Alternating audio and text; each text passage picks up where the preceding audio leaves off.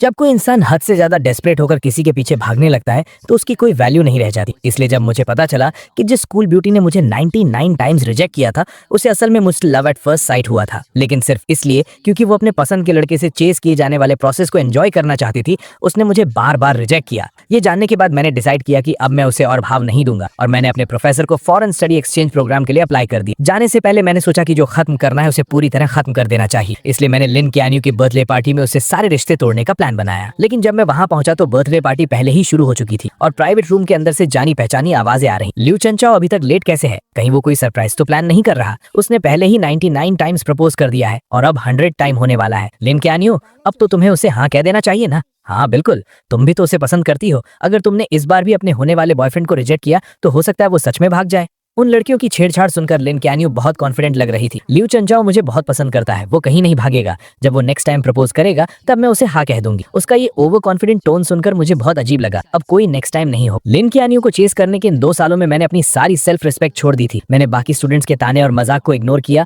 और हर रोज उसे खुश करने के लिए नए नए तरीके आजमाए, लेकिन मेरे सच्चे प्यार का कभी कोई जवाब नहीं मिला। मैंने कई बार गिव अप करने का भी सोचा और न जाने कितनी रातें अकेले रोते हुए गुजारी, लेकिन अगले दिन मैं फिर से हिम्मत जुटाकर उसके पीछे लग जाता था। यहाँ तक कि उसके करीब रहने के लिए मैंने उस फॉरेन एक्सचेंज स्टूडेंट प्रोग्राम को भी लगभग छोड़ ही गया था, जिसे पाना बहुत मुश्किल था। जब तक कि उस दिन मैंने गलती से लिन कैन्यू का फोन नहीं देख लिया। तब मुझे पता चला कि लिन कैन्यू को भी मुझसे लव एट फर्स्ट साइट हुआ था। उसने मेरा contact name dear husband save किया हुआ था और उसकी गैलरी में मेरी हजारों फोटोज थी। लेकिन ये जानने के बाद कि वो भी मुझे पसंद करती है, मुझे बिल्कुल भी खुशी नहीं हुई, बल्कि मुझे बहुत गुस्सा आया और सब कुछ एक मजाक लगने लगा। मैं थक चुका हूँ, मैंने हार मान ली है। अब मैं बस जाना चाहता हूँ और लिन कैन्यू की दुनिया से हमेशा के लिए गायब होना चाहता हूँ। जैसे ही मैंने दरवाजा खोला, रूम के अंदर की बातें अचानक रुक गईं। सबने बड़ी चालाकी से मुंह घुमा लिया और दूसरी बातें करने लगे, जैसे उन्होंने मुझे देखा ही ना हो। लिन कैन्यू ने भी अपनी ड्रिंक उठाई और गेम में शामिल हो गई। उसने एकदम कोल्ड सा फेस बना रखा था और मेरी तरफ देखा तक नहीं। मैंने उसकी तरफ देखा और मुझे मानना पड़ा कि उसकी एक्टिंग सच में कमाल की थी। पूरे रूम के लोगों के मुझे इग्नोर करने पर भी मुझे बिल्कुल बुरा नहीं लगा।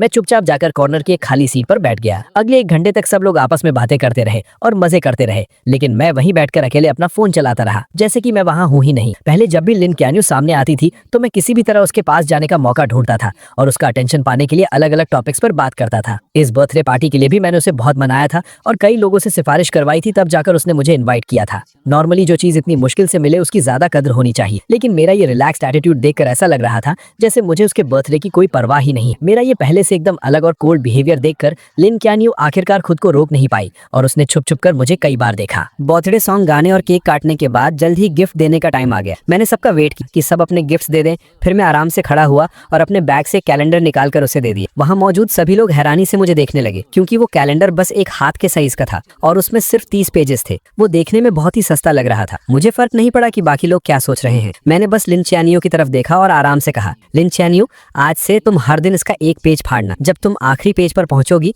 तो तुम्हारे लिए एक सरप्राइज होगा और वही मेरा तुम्हारे लिए लेट बर्थडे गिफ्ट है। ये सुनते ही उसके कुछ रूममेट जोर जोर से हंसने लगे। 100 टाइम प्रपोज करने का प्लान है क्या? तुम में सच में बहुत हिम्मत है। 2 साल हो गए और तुम अभी भी लगे हुए हो। तुम सच में चियानियो को बहुत पसंद करते हो ना? उनकी इन बातों को सुनकर लिन चियानियो ने भी यही सोचा कि ये 100th प्रपोजल का काउंटडाउन कैलेंडर है। उसके होंठों पर हल्की सी स्माइल आई, लेकिन उसने तुरंत उसे छुपा लिया और फिर से अपना कोल्ड फेस बना लिया। मैंने बस ये कहा था कि जब तुम 100 टाइम्स प्रपोज कर लोगे तब मैं इसके बारे में सोचूंगी। मैंने ये नहीं कहा था कि मैं पक्का हाँ कह दूंगी। मुझे पता था कि वो सब गलत समझ रहे थे। आखिरी पेज फाड़ने वाला दिन मेरे प्रपोज करने का दिन नहीं था, बल्कि वो दिन था जब मैं उसकी दुनिया से पूरी तरह गायब होने वाला था। मैंने कुछ एक्सप्लेन नहीं किया, बस हल्का सा हंसा और बोला, लिन कैन्यू, मैं इतने टाइम से तुम्हारे पीछे हूँ लेकिन तुम्हें इम्प्रेस नहीं कर पाया। मैं सच में जानना चाहता हूँ कि आखिर तुम्हारा आइडियल टाइप कैसा है। मेरे ये पूछते ही पूरा रूम शांत हो गया और सब उसकी तरफ एक अजीब सी नजरों से देखने लगे। लिन कैन्यू ने मेरी तरफ घूर कर देखा, कुछ सेकंड्स तक चुप रही और फिर धीरे से बोली, मेरा आइडियल टाइप। उसने अभी बात शुरू ही की थी कि बंद दरवाजा अचानक खुला और सबका अटेंशन उस तरफ चला गया। सबकी नजरों के सामने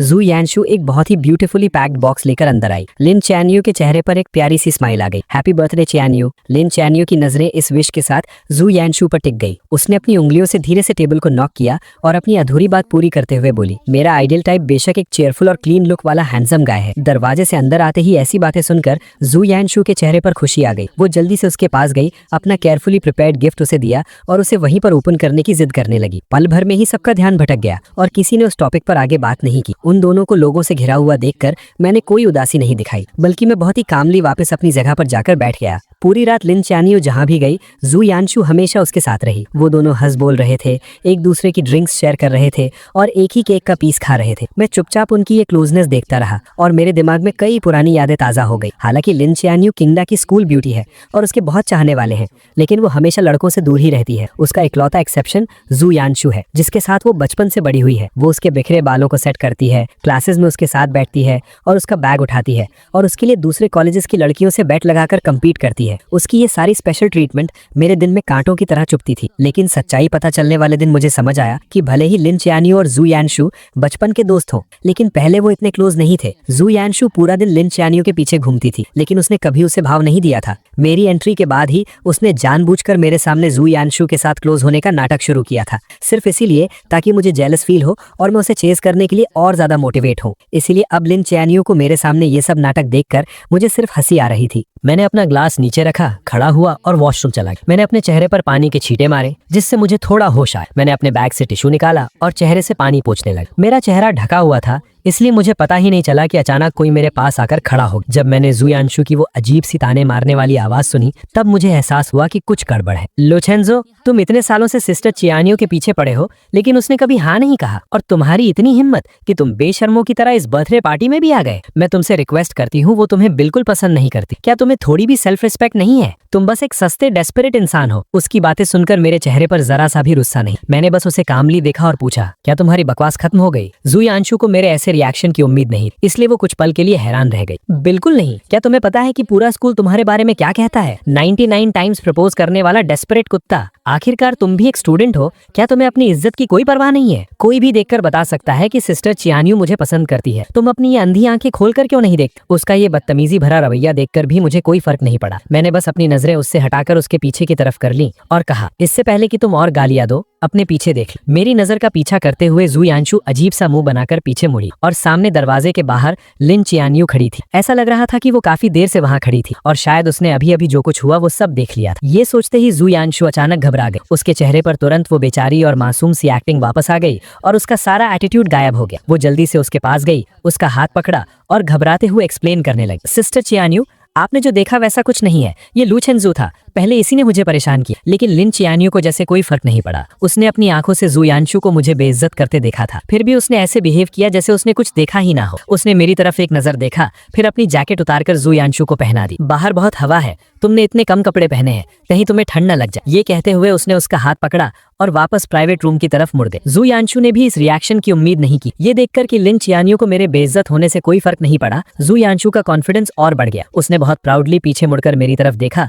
और मुझे एक मजाक उड़ाने वाली स्माइल दी। मेरा सिर नीचे था, इसलिए मैंने जू यानशु का वो ताना नहीं देखा। मैंने गीले टिश्यू को मोड़कर डस्टबिन में फेंका और मुड़कर सीढ़ियों से नीचे चला। सीढ़ियां एकदम शांत थी, सिर्फ मेरे कदमों की आवाज आ। उस अंधेरे में जो कुछ भी अभी हुआ वो मेरे दिमाग में घूमने लगा और मेरे होठों पर एक हल्की सी हंसी आ। जब वो जू यानशु को जैकेट पहना रही थी तो उसकी नजरें साफ तौर पर मुझ पर टिकी थी, जबकि उसके मुंह से जू यानशु की फिक्र वाले वर्ड्स निकल रहे थे। मुझे मानना पड़ेगा, उसकी एक्टिंग स्किल्स सच में कमाल। अगर मुझे उसके छुपे हुए इरादों के बारे में पहले से पता ना होता तो शायद मैं सच में उसके धोखे में आ जाता। बाहर जोरों की बारिश हो रही थी और कैब्स लगभग बंद हो चुकी थी। सब लोग बार के दरवाजे पर ही फंस गए थे। लिन चियान्यू ने अपने फैमिली ड्राइवर को बुला लिया और कहा कि वो जू यानशु को घर छोड़ेगी। इतनी रात हो गई है, सब जा चुके हैं और लूचेंजू को अकेले यहाँ कैब का वेट करना अच्छा नहीं लगेगा ना। लिन चियान्यू ने ड्राइवर से छाता लिया और बोली, उसके पास पैर है, वो खुद चला जाएगा। ये कहकर उसने मेरे रिएक्शन की परवाह किए बिना जू यानशु को लिया और कार में बैठ गए। बारिश में दूर जाती उस स्पोर्ट्स कार को देखकर मुझे कोई फर्क नहीं पड़ा। मैं अपनी कैब ऐप पर कैब ढूंढता रहा। ठंडी हवा में 2 घंटे से ज्यादा वेट करने के बाद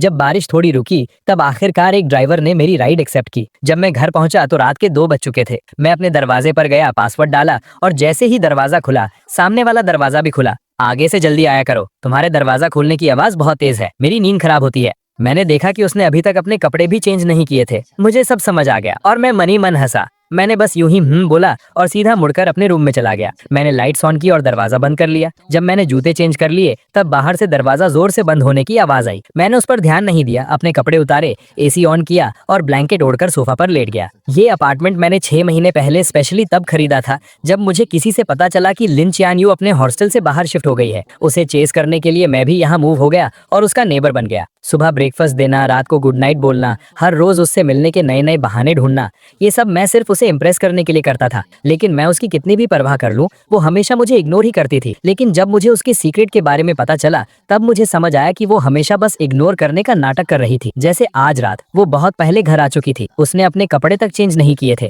क्योंकि वो मेरी सेफ्टी को लेकर परेशान थी, इसलिए वो सोई नहीं। लेकिन मुझे देखते ही वो जानबूझकर उल्टी सीधी बातें करने लगी। मैं उसके इस मुंह पर कुछ और दिल में कुछ वाले नाटक से थक चुका था और अब मैं उसके इस नाटक का हिस्सा नहीं बनना चाहता था। मैंने अपना फोन निकाला, रियल एस्टेट ऐप ओपन किया और इस अपार्टमेंट की सेल लिस्टिंग डाल दी। क्योंकि मैंने जाने का फैसला कर लिया था, तो अब सब कुछ पूरी तरह से खत्म करना ही सही था। अगली सुबह एजेंट घर चेक करने आई। मैं नींद में उठा, दरवाजा खोला और उसे घर की सारी डिटेल्स बता दी। सब देखने के बाद मैं उसे बाहर छोड़ने ही वाला था कि सामने वाला दरवाजा खुल गया। लिन चियान्यू कार की कीज लेकर बाहर जा रही थी। मेरे साथ एक अनजान औरत को देखकर उसकी भौहें अचानक सिकुड़ गईं। ये कौन है? ये मेरी कजन सिस्टर है, कुछ सामान देने आई थी। मैंने बिना किसी झिझक के झूठ बोल दिया। मेरे पास खड़ी एजेंट हैरानी से मुझे देखने लगी, लेकिन वो बहुत प्रोफेशनल थी, इसलिए उसने मेरा झूठ पकड़ा नहीं और एक बहाना बनाकर वहां से चली गई। मैं वापस रूम में गया, कपड़े चेंज किए और स्कूल जाने का प्लान बनाया। लेकिन जैसे ही मैं मुड़ा, एलिवेटर के सामने कोई खड़ा था और रास्ता रोक रखा था। मैंने सिर उठाकर देखा तो वो लिन चियान्यू थी। मुझे थोड़ा अजीब लगा, क्या वो अभी बाहर नहीं जा रही थी? वो अभी तक गई क्यों नहीं? लिन चियान्यू ने मेरी आंखों में वो कंफ्यूजन देखा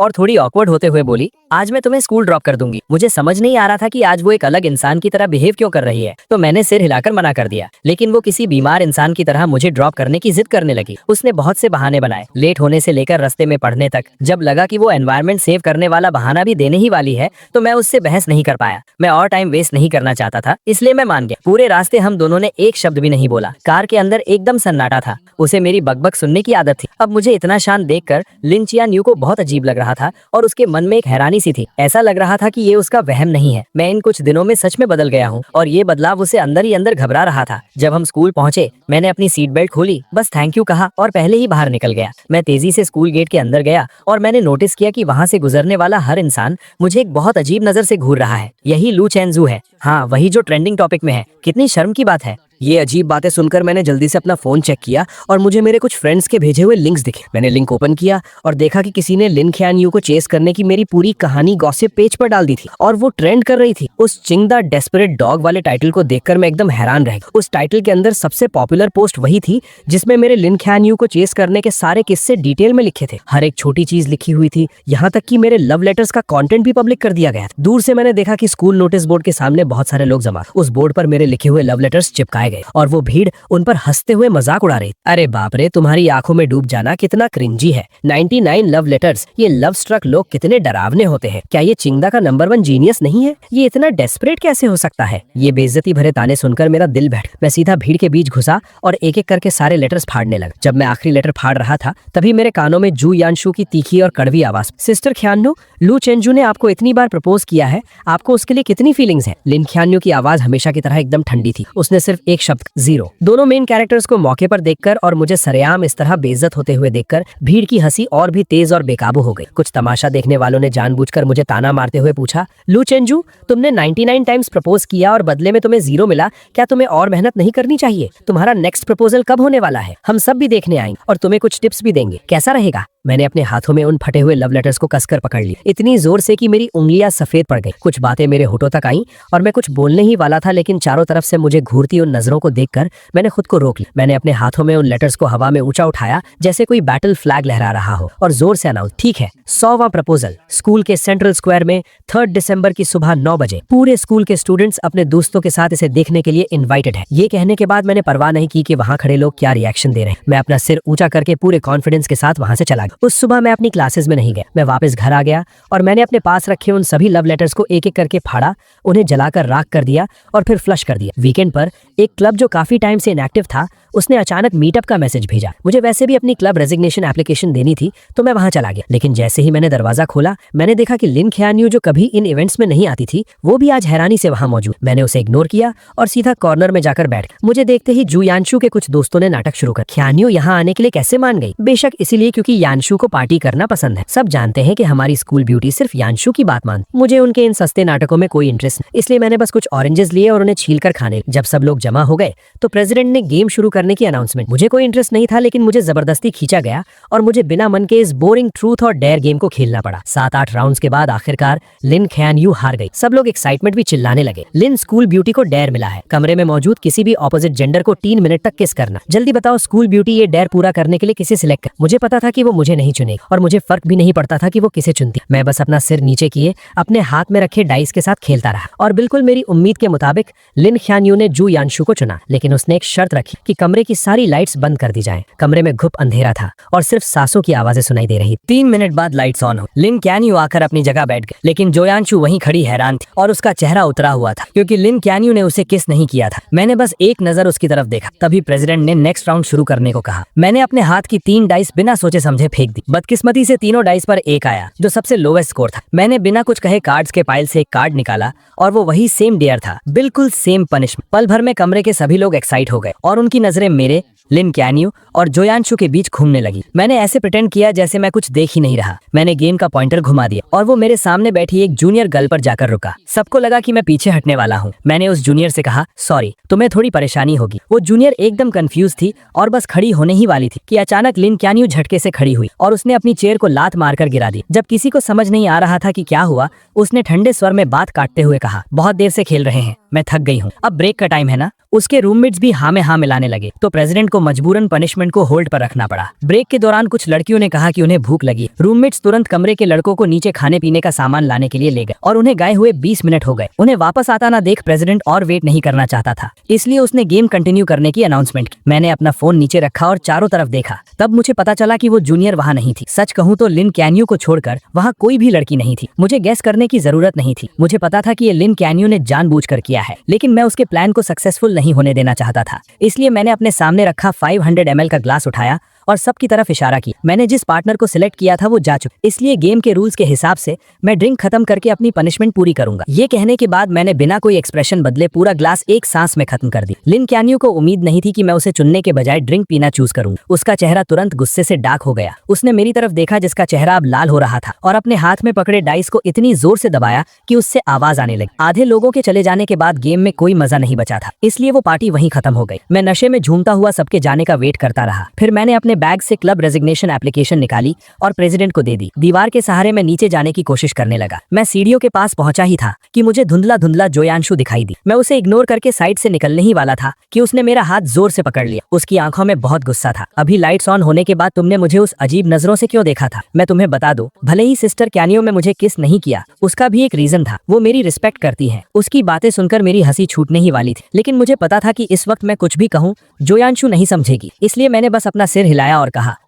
तुम बिल्कुल सही कह रही हो। ये कहकर मैंने उसका हाथ छुड़ाया और जाने लगा, लेकिन जोयांशु ने मुझे और जोर से पकड़ लिया और लगातार मुझे गालियां देने लगी। हम दोनों के बीच धक्का मुक्की होने लगी। मेरे पैर वैसे ही लड़खड़ा रहे थे और उसके खींचने की वजह से मेरा बैलेंस बिगड़ गया। मैं सीधा पीछे की तरफ गिरा और उन ऊंची सीढ़ियों से नीचे लुढ़कता चला गया। जोयांशु भी घबरा गई और उसका बैलेंस बिगड़ गया, जिससे वो भी मेरे साथ सीढ़ियों से नीचे गिर गई। ऊपर से गिरने की आवाज सुनकर जो स्टूडेंट्स अभी ज्यादा दूर नहीं गए थे वो तुरंत मुड़े और वापस भागे। हम दोनों को इतनी बुरी तरह घायल देखकर सब घबरा गए। आखिर में लिन कैनियो ने किसी को कांटेक्ट किया और हमें अपने फैमिली हॉस्पिटल भेज दिया। चेकअप के बाद डॉक्टर ने बताया कि मेरी हड्डी क्रैक हो गई है और अगर टाइम पर सर्जरी नहीं हुई तो मैं हमेशा के लिए डिसेबल्ड हो सकता हूँ। जब से उसे पता चला कि हमें चोट लगी है, उसकी नजरें मुझसे एक पल के लिए भी नहीं हटी। मेरे पीले पड़े चेहरे और माथे से टपकते पसीने को देखकर ऐसा लग रहा था जैसे वो भी मेरे दर्द को फील कर रही और उसका दिल भी दर्द से तड़प रहा था। ऑपरेशन थिएटर रेडी था, लेकिन हॉस्पिटल में अभी सिर्फ एक ही एक्सपर्ट डॉक्टर मौजूद था जो ये सर्जरी कर सकता था। लिन क्यूनियो को डिसाइड करना था कि पहले सर्जरी किसकी होगी। उसने बिना सोचे मेरी तरफ देखा और मेरी नजरें भी उसी पर थी। मेरी उन आंखों में अब पहले वाला प्यार और पागलपन नहीं था, बस एक मरे हुए तालाब जैसी शांति थी। मेरी उस नजर को देखकर लिन क्यूनियो का दिल जोर से कांप उठा। मिस, प्लीज जल्दी डिसाइड कीजिए, पहले की सर्जरी करनी है। मैं स्ट्रेचर पर अपने पीले पड़े चेहरे के साथ लेटा हुआ था। बेहोश होने से ठीक एक सेकंड पहले मैंने लिन क्यूनियो को पूरे कॉन्फिडेंस के साथ एक नाम लेते हुए सुना, जुयांशु। पहले जुयांशु को बचाओ। जल्दी ही डॉक्टर्स जुयांशु को ऑपरेशन थिएटर में ले गए। जैसे ही वो दरवाजा बंद हुआ मैं पूरी तरह से बेहोश हो गया। जब मुझे दोबारा होश आया तब तक एक दिन बीत चुका था। आंखें खोलते ही सबसे पहले मैंने अपने पैरों को हाथ लगाकर चेक किया। जब मुझे फील हुआ कि मेरे पैर अभी भी सही सलामत हैं, तब जाकर मैंने चैन की सांस ली। मेरी आंखों से खुशी के आंसू छलक पड़े। थैंक गॉड, मैं डिसेबल्ड नहीं हुआ। खबर मिलते ही मेरे पेरेंट्स तुरंत आ गए और मुझे टॉप फ्लोर के वीआईपी वार्ड में शिफ्ट कर दिया, जहां वो मेरी देखभाल करने लगे। 2 घंटे बाद जू यांशु को मेरे ठीक सामने वाले वार्ड में शिफ्ट किया गया। लिन क्यून्यू खुद उसका हाथ पकड़कर उसे अंदर लेकर आई। चेकअप्स में आसानी हो इसलिए दोनों वार्ड्स के दरवाजे खुले हुए थे और मैं सामने वाले वार्ड में जो कुछ भी हो रहा था वो सब साफ साफ सुन सकता था। जू यांशु दर्द से परेशान थी तो लिन क्यून्यू को अलग अलग बातों से उसका ध्यान भटकाने की कोशिश कर रही थी। हॉस्पिटल का खाना उसे पसंद नहीं आ रहा था तो लिन क्यून्यू खुद घर जाकर उसके लिए लाइट और हेल्दी खाना बनाकर लाई। वार्ड में खाली बैठे उसे बोर फील हो रहा था तो लिन क्यून्यू उसके टाइम पास के लिए अलग अलग मजेदार चीजें लेकर आई। इन 10 दिनों में वो दोनों इतने क्लोज हो गए कि नर्सेस भी गॉसिप करने लगी कि क्या हॉस्पिटल के डायरेक्टर को उनका होने वाला दामाद मिल गया है। मैं चुपचाप ये सब सुनता रहा और मैंने कोई दखल नहीं दिया, लेकिन मुझे अच्छे से पता था कि लिन क्यून्यू ये सब नाटक सिर्फ मुझे दिखाने के लिए कर रही है। आखिरकार मैंने इस वार्ड का दरवाजा सैकड़ों बार बंद किया था, लेकिन हर बार दरवाजा बंद होते ही कोई नर्स चेकअप के लिए आ जाती। ये कोई इत्तेफाक तो बिल्कुल नहीं। डिस्चार्ज वाले दिन मुझे बेसमेंट पार्किंग में वो दोनों फिर मिल गए। मुझे आता देख लिन क्यून्यू ने व्हील चेयर पर बैठी जू यांशु को उठाया और कार में बिठा दिया। लू चेंजो, मैंने सुना है तुम क्यून्यू के घर के सामने ही रहते हो, चलो हम तुम्हें ड्रॉप कर देते हैं। मैं उनसे कोई बात नहीं करना चाहता था तो मैंने बिना सिर उठाए सीधा अपनी कैब में बैठ गया। जब कैब मेरे अपार्टमेंट के नीचे पहुंची मैंने अपने पेरेंट्स की हेल्प लेने से मना कर दिया और अपनी क्रचेस के सहारे अकेले ही घर चला गया। एलिवेटर बेसमेंट 1 से फर्स्ट फ्लोर पर आई। लिन क्यून्यू जिसे जू यांशु को घर छोड़ने जाना था वो अचानक एलिवेटर के अंदर आ गई। हम दोनों ने एक दूसरे को देखा लेकिन किसी ने कुछ नहीं कहा। एलिवेटर 17th फ्लोर पर रुकी। लिन क्यून्यू दरवाजे के पास खड़ी थी और बाहर नहीं जा रही, इसलिए मुझे अपनी क्रचेस के सहारे थोड़ा घूम कर पहले बाहर निकलना पड़ा। मैं धीरे चल रहा था लेकिन मेरे पीछे आ रही लिन क्यून्यू मुझसे भी धीरे चल रही। मैं फील कर सकता था कि उसकी नजरें मुझ पर ही टिकी थी। जब मैं दरवाजे पर पहुंचा मैंने पासवर्ड डालना चाहा लेकिन अचानक मेरी क्रच जमीन पर गिर गई। मुझे दीवार के सहारे धीरे धीरे नीचे झुकना पड़ा। जैसे ही मैंने अपनी क्रच पकड़ी अचानक मेरे सामने एक परछाई सी आई। लिन क्यान यू भी नीचे बैठ गई थी, शायद मेरी क्रच उठाने के लिए, लेकिन जैसे ही उसकी नजर मुझसे मिली उसने अपना हाथ पीछे खींच लिया और अपने खुले हुए शूलेस बांधने का नाटक करने लगी। मेरे चेहरे पर एक मजाक उड़ाने वाली स्माइल आ गई। मैंने अपनी क्रच उठाई, धीरे धीरे खड़ा हुआ और रूम के अंदर चला गया। घर पर लंबे समय तक रेस्ट करने के बाद फाइनल एग्जाम्स का टाइम आ गया। हालांकि मुझे जल्द ही विदेश जाना था लेकिन अब मैं थोड़ा चल सकता था, इसलिए मैंने एग्जाम पोस्टपोन करने की एप्लीकेशन नहीं दी और एग्जाम देने चला गया। लेक्चर हॉल में बहुत सीढ़ियां थी और मेरे पैरों की चोट अभी पूरी तरह ठीक नहीं हुई थी, इसलिए मैं बीच में फर्स्ट रो में बैठ गया। थोड़ी देर में लिन क्यान यू जू यांशु को सहारा देकर अंदर लाई। मुझे देखते ही जू यांशु ने तुरंत नाटक शुरू कर दिया कि उसके पैर में दर्द है और उसे फर्स्ट रो में ही बैठना है। लिन क्यान यू उसे मेरे बगल वाली सीट तक ले आई और खुद दीवार के साथ वाली सीट पर बैठ गए। एग्जाम जल्द ही शुरू हो गया। जू यांशु ने वेट किया और जैसे ही टीचर आखिरी सीढ़ी से नीचे उतरा उसने चुपके से पेपर की एक चिट मेरी डेस्क पर फेंक दी जो बीच के आयल से पार होकर मेरे पास आई। मेरा पेन पकड़ा हुआ हाथ रुक गया। मुझे कुछ समझ आता उससे पहले ही टीचर मुड़ा और उसने मुझे डांट दी। एग्जाम से पहले ही मैंने बार बार कहा था कि मार्क्स कम आए तो चलेगा लेकिन कैरेक्टर पर कोई सवाल नहीं उठना चाहिए। चीटिंग बिल्कुल अलाउ नहीं और तुमने जानबूझकर ये गलती की है। लू चेन चाओ, तुम्हारा एग्जाम कैंसिल किया जाता है। तब जाकर मुझे समझ आया कि यू यांशु का असली प्लान क्या था, लेकिन मैं चुपचाप ये इल्जाम अपने सिर नहीं लेना चाहता था। मैं तुरंत खड़ा हुआ और अपने डिफेंड में कहा कि सीसीटीवी फुटेज चेक किया जाए। बदकिस्मती से सुबह ही टीचिंग बिल्डिंग की इलेक्ट्रिसिटी कट गई थी, इसलिए क्लास का सीसीटीवी कैमरा चालू नहीं था। यू यांशु के चेहरे पर हैरानी से खुशी में बदलते हुए एक्सप्रेशन को देखकर मुझे बहुत गुस्सा आ रहा था। लिन क्यान यू यांशु के बगल में बैठी और उसने सब कुछ अपनी आंखों से देखा था। टीचर भी किसी बेकसूर को सजा नहीं देना चाहता था, इसलिए उसने तुरंत लिन क्यान यू को आगे बुलाया। किंगडा की टीचिंग बिल्डिंग लिन फैमिली ने ही इन्वेस्ट की थी। लिन क्यान यू को किसी की चापलूसी करने की जरूरत नहीं और वो हमेशा फेयर रहते, इसलिए टीचर्स और स्टूडेंट्स के बीच उसकी बात को बहुत अहमियत दी जाती। पूरी बात सुनने के बाद लिन क्यान यू ने आंखें उठाकर मुझे देखा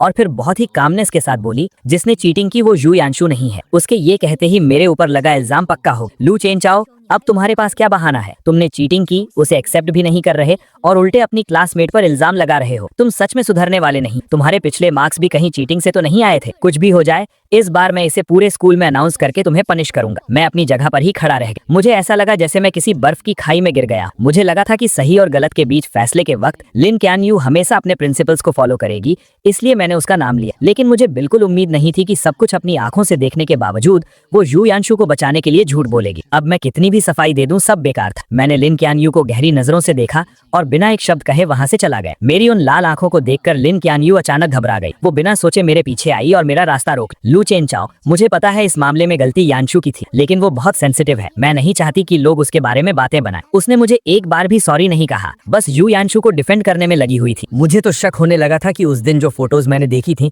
वो कहीं कोई सपना तो नहीं था। तो इसी वजह से तुमने मुझे फंसाने में उसकी मदद की। वो लोगों के ताने नहीं सह सकती, लेकिन मैं सह सकता हूँ, है ना? लिन चैन यू, तुम्हें लगता है कि मैंने तुम्हें 99 टाइम्स प्रपोज किया है तो मैं बहुत बेशर्म हूँ और मैं इतना स्ट्रांग बन चुका हूँ कि मुझे किसी की बातों से कोई फर्क नहीं पड़ता। मेरी ये हालत देखकर लिन चैन यू की बाई आंख फड़कने लगी। उसने सीधा मेरा हाथ पकड़ा और बोली, मेरा वो मतलब नहीं था, ये सिर्फ एक एग्जाम है, क्रेडिट्स बाद में मेकअप किए जा सकते हैं। आज तुम्हारे साथ जो भी नाइंसाफी हुई है, मैं आगे चलकर उसे ठीक करने का कोई ना कोई रास्ता निकाल लूंगी। ठीक करना? तुम तो मुझे पसंद भी नहीं करती, फिर इसे कैसे ठीक करोगी? मेरा ये मजाक उड़ाने वाला टोन सुनकर लिन चैन यू का दिल बैठ गया और वो लगभग अपने दिल की बात बोलने ही वाली थी। किसने कहा मैं पसंद नहीं करती? ये बोलते ही उसे एहसास हुआ कि उसने कुछ गलत बोल दिया है। उसने जल्दी से खुद को रोका और कहा, तुम मुझ पर ट्रस्ट करो, तुम्हारे 100th प्रपोजल के दिन मैं तुम्हें सब कुछ वापस लौटा दूंगी। लिन चैन यू बस यही कहने वाली थी कि वो मेरे प्रपोजल को पक्का एक्सेप्ट कर लेगी। पहले वो इतनी आसानी से अपनी फीलिंग शो नहीं करती थी, लेकिन अब मुझे कोई फर्क नहीं पड़ता था। मैंने उसका हाथ झटक दिया और बोला, तो फिर उस कैलेंडर के पेजेस फाड़ती रहो और आखिरी दिन का वेट करो।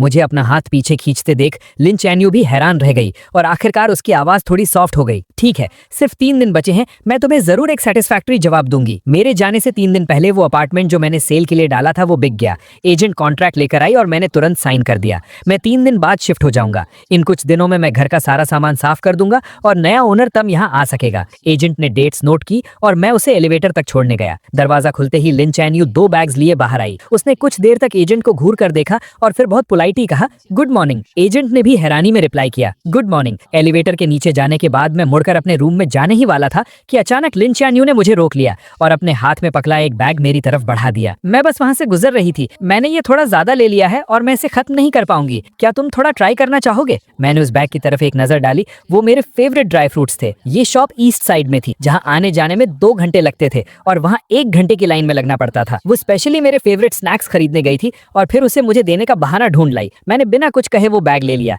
लेकिन घर के अंदर जाते ही मैंने उस बैग को हवा में उछाल कर फेंक दिया और वो सीधा डस्टबिन में जाकर गिरा। जाने से 2 दिन पहले मैं प्रिंटिंग शॉप गया और मैंने हजारों रुपए खर्च करके 5 उंगलियों के साइज के 10,000 कार्ड्स प्रिंट करवाए। मैं अपने पुराने हॉस्टल गया और अपने रूममेट्स को एक काम दिया। मैंने उनसे कहा कि 3 तारीख को वो मेन बिल्डिंग की छत पर जाएं और इन कार्ड्स को पूरे स्क्वायर पर उड़ा दें। रूममेट्स को भी पता था कि हाल ही में क्या हुआ है। मुझे अभी भी हार न मानता देख वो सब मुझे समझाने लगे, चंचू रहने दो ना, लिन चैन यू ने तुम्हारे साथ इतना बुरा किया, तुम खुद को और क्यों तकलीफ दे रहे हो? हाँ यार, उसने सच में बहुत गलत किया है, तुम्हारा प्यार डिजर्व नहीं करती वो। हालांकि मैं मूव ऑन कर चुका था, लेकिन अपने दोस्तों को अपनी इतनी परवाह देख मुझे बहुत अच्छा लगा। मैंने कहा, टेंशन मत लो, मुझे पता है मैं क्या कर रहा हूँ, तुम बस मेरे लिए वो कार्ड्स उड़ा देना। मैंने पहले ही एक क्लीनिंग कंपनी हायर कर ली है जो बाद में सब साफ कर देगी और मेरा प्रपोज करने का कोई प्लान नहीं है। मैं असल में हमेशा के लिए गुड बाय कहना चाहता हूँ। मेरी बातें सुनकर वो सब हैरान रह गए। उन्हें समझ नहीं आया कि मेरे दिमाग में आखिर चल क्या रहा है। मैंने उन्हें थैंक यू बोला और मुड़कर वहां से चला गया। मुझे दूर जाते देखकर मेरे रूममेट्स ने कार्ड बॉक्स खोला और उसमें से एक कार्ड निकाला। उस पर सिर्फ एक लाइन लिखी थी, लू चेनजियू अब कभी लिन शैनियो को पसंद नहीं करे। जाने से 1 दिन पहले मैं स्कूल गया और अपनी सारी फॉर्मेलिटीज पूरी करने के बाद घर आकर पैकिंग शुरू कर। मुझे यहाँ शिफ्ट हुए सिर्फ आधा साल हुआ था, इसलिए मेरे पास ज्यादा सामान नहीं, लेकिन जो था उसमें से ज्यादातर लिन शैनियो से जुड़ा। मैंने कुछ बॉक्सेस लिए और उन सब चीजों को उसमें भेज। वो स्कार्फ जिससे बुनने में मुझे आधा महीना लगा था, मैंने उसे उधेड़ कर सिर्फ एक धागे का गोला बना। वो सिरामिक वेस्ट जो उसने चैरिटी में दिया था और मैंने उसे बहुत मुश्किल से ऑक्शन में खरीदा। मैंने उसे तोड़कर टुकड़े टुकड़े कर दी। जो लव लेटर्स मैंने रातों को जागकर उसके लिए लिखे थे, मैंने वो सब पेपर श्रेडर बॉक्स डस्टबिन में। उन सारी चीजों के जाते ही मेरा और लिन शैनियो का सारा पास्ट खत्म। आखिर में घर में सिर्फ 2 कपड़े बचे। ये वही शर्ट और लूज ब्लैक जीन्स थी जो उसने उस दिन पहनी थी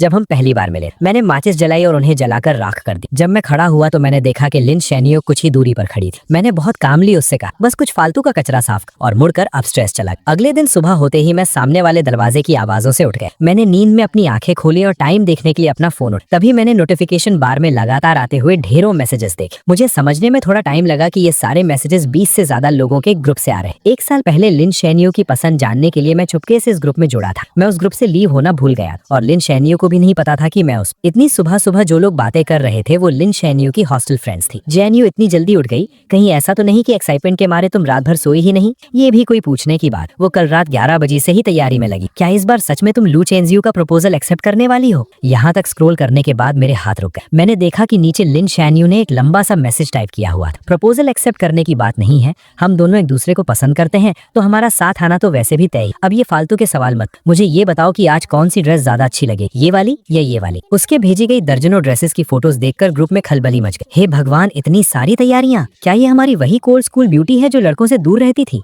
उन सब के रिएक्शंस के बीच लिन शैन्यू ने सिर्फ एक ही रिप्लाई की, मैं उसे बहुत पसंद करती और इस जिंदगी में मुझे उसके अलावा और कोई नहीं चाहिए। ये एक लाइन देखकर मेरी हंसी छूट गई और मेरे दिमाग में पुरानी बातें घूमने लगी। उसका ये मुझे पसंद है वाला मैसेज देखकर मुझे ओ हेनरी की कहानियों की तरह एक बहुत बड़ा मजाक महसूस हुआ। वो मुझे पसंद करती थी, इसलिए उसने 99 टाइम्स मेरा प्रपोजल रिजेक्ट और मुझे सबके सामने एक मजाक बनने। वो मुझे पसंद करती थी, इसलिए वो मुझे इग्नोर करती थी और जानबूझकर दूसरे लड़कों के क्लोज जाकर मुझे जेलस फील कराती। वो मुझे पसंद करती थी, इसलिए उसने सच को झूठ में बदलकर मुझ पर झूठे इल्जाम लगाए और मेरी सच्ची फीलिंग्स को पैरों तले रौंद दिया। अगर उसका प्यार ऐसा है तो मुझे ऐसा प्यार नहीं चाहिए। ग्रुप चैट में मैसेजेस अब और तेजी से आ रहे थे। हॉस्टल में रहने वाली कुछ लड़कियों ने वहाँ की कुछ फोटोज भेजी। अभी बस 7 बज रहे थे, लेकिन स्क्वायर में पहले से ही बहुत भीड़ जमा हो गई। सब मेरा 100th प्रपोजल देखने आए थे। जैन्यू जल्दी आओ, कहीं ऐसा ना हो कि प्रपोजल शुरू हो जाए और तुम जो मेन हीरोइन हो तुम्हें अंदर घुसने की जगह नहीं मिले। मैं ग्रुप से बाहर निकलने ही वाला था कि मैंने देखा लिन चियनयू ने मुझे एक मैसेज भेजा था, मैं निकलने वाली हूँ और तुम? मैं भी निकलने के लिए तैयार हूँ, बस फर्क इतना है कि मैं हमेशा के लिए निकलने वाला हूँ। मुझे अचानक ये देखने का बहुत मन हुआ कि ग्राउंड पर उन कार्ड्स को हवा में उड़ता देखकर लिन चियनयू का रिएक्शन क्या हो। जब उसे पता चलेगा कि मैं देश छोड़कर जा चुका हूँ